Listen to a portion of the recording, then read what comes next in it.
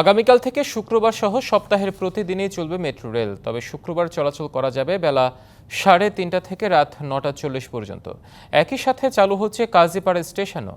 বৃহস্পতিবার দুপুর ইস্কাটনের ডিএমটিসির কার্যালয়ে সংবাদ সম্মেলনে এ তথ্য জানান সংস্থাটির এমডি। এছাড়া বন্ধ থাকা মিরপুর 10 স্টেশন দ্রুত চালুরও কাজ চলছে বলে জানান তিনি। যানজটের নগরী ঢাকায় দ্রুতই জনপ্রিয় হয়ে ওঠে মেট্রো রেল। তবে আক্ষেপ ছিল শুক্রবার বন্ধ থাকা নিয়ে। অবশেষে দূর হচ্ছে সে আক্ষেপ। যাত্রী চাহিদা বিবেচনায় এখন থেকে সপ্তাহে 7 দিনই চলবে মেট্রো রেল।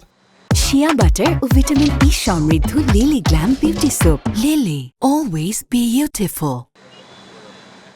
সংবাদ সম্মেলনে এসব তথ্য জানান ডিএমটিসিএল-এর নতুন এমডি। বলেন, প্রতি শুক্রবার উত্তর থেকে মতিঝিল পর্যন্ত বিকেল 3:30 থেকে রাত 9টা পর্যন্ত এবং মতিঝিল থেকে উত্তর পর্যন্ত বিকেল 3:50 থেকে রাত 9:40 পর্যন্ত চলবে ট্রেন। আমরা আগামী শুক্রবার অর্থাৎ 20 তারিখ 3:30 থেকে মেট্রো রেলের শনি শুক্রবারের অপারেশন উত্তর থেকে শুরু হবে এবং মতিঝিলে এটা শেষ হবে।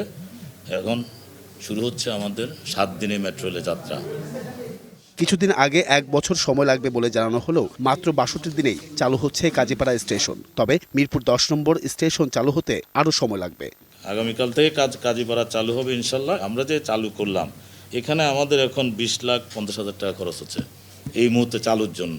বাট এখানেও আমরা কিছু যন্ত্রপাতি কিন্তু রিঅ্যারেঞ্জ করেছি। আর অনিবার্য কারণবশত আপনারা জানেন মিরপুর 10-এ আপাতত থামবে না, এটা আমাদের কাজ চলছে। মেট্রো রেলে 198টি ট্রিপে দিনে যাত্রী পরিবহন হয় গড়ে 3 লাখ।